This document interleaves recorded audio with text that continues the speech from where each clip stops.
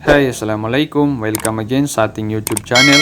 So, ngayong araw ay tuturuan ko kayo kung paano tayo makaprint ng documents or di kaya picture sa ating Epson L5290. Okay, so first, i-download lang natin itong Epson iPrint and then Epson Print Enabler. Okay, so download natin yan dalawa sa Google Play Store. So, pag na-download natin, so be sure na same connection lang tayo. So, i-connect natin sa isang Wi-Fi lang yung printer at saka yung cellphone natin. So, i-open lang natin itong Epson iPrint. So, agree lang tayo. I-okay lang natin. Okay, so okay. Then, allow. Okay, next. Then, while using the app. So, ayan. So, as you can see, printer is not selected. So, hindi pa tayo nakasetup ng ating printer sa ating cellphone. So, isi-setup natin ngayon. Ayan, then pinutin natin itong printer is not selected. Okay. So, hintayin natin ngayon na lalabas yung printer natin, yung model ng printer natin.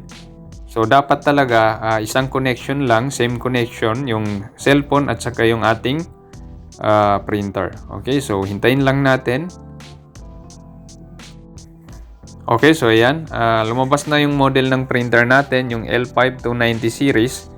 So, tap lang natin yan. So, keep using Epson iPrint. Yan yung i-select natin sa baba. Okay. Ayan. So, hintayin lang natin. Okay. So, ayan. Lalabas yung maintenance natin ngayon. So, pwede natin siya head cleaning, nozzle check, and then firmware update. So, no lang muna tayo. So, i-back lang natin yan. Kasi hindi pa natin kailangan mag-head cleaning. Okay. So, i-back lang natin.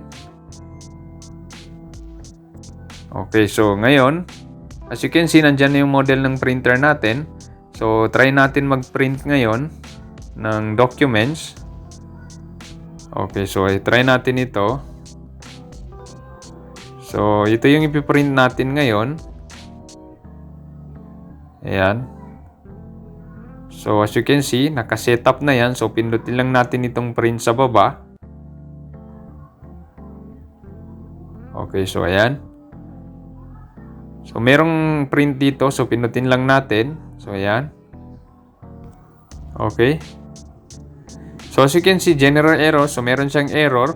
So, lack of memory. So, ibig sabihin, konti na lang yung natirang storage nating cellphone. So, mag-delete lang tayo ng mga files and then videos na hindi na kailangan. Okay? So, try natin ulit. Okay, so ito yung print settings natin. So, pwede natin palitan dito yung range. And then, kung ilan yung i-print natin. Ayan. So, for example, yung first page lang. Okay, so ayan. So, try natin ulit. Okay, so printing na siya. So, i-check natin ngayon kung magpa-print na siya. So, printing na yung ating printer. Okay, so ayan na.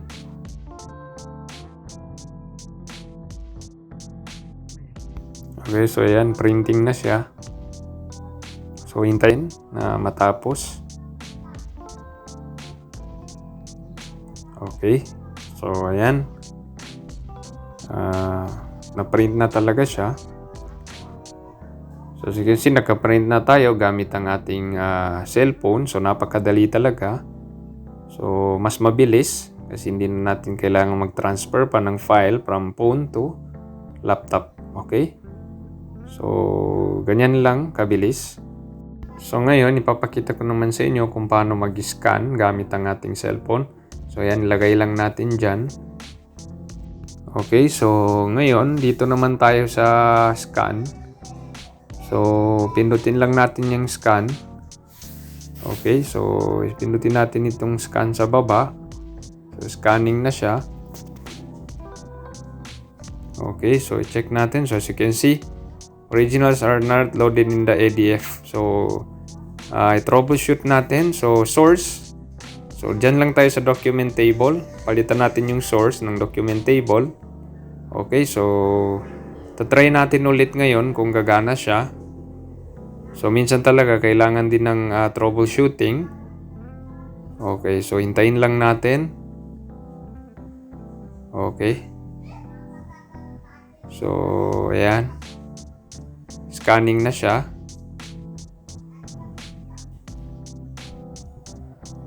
So hintayin natin kung may scan ba siya or hindi. Ayan. So scanning.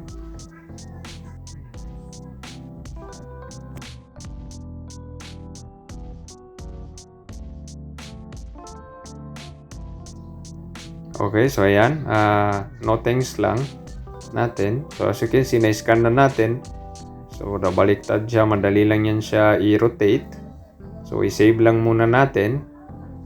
Okay, so para makasave tayo, dito tayo sa baba, sa pinakagilid, yung sa tabi ng parang message or email logo. So ayan, i-save lang natin dyan. Pindutin lang natin. So hanapin natin yung folder kung saan natin siya isi-save. So dapat naka-JPEG yan or PDF, depende na yan sa inyo. So next, select natin yung folder kung saan natin siya isi-save.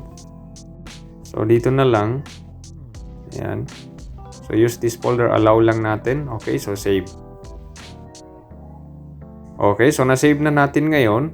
So ganun lang kadali. So I hope nakatulong ito sa inyo. Thanks for watching. And don't forget to subscribe to Amer TV for the latest videos na aking i-upload. Sukran and wassalam.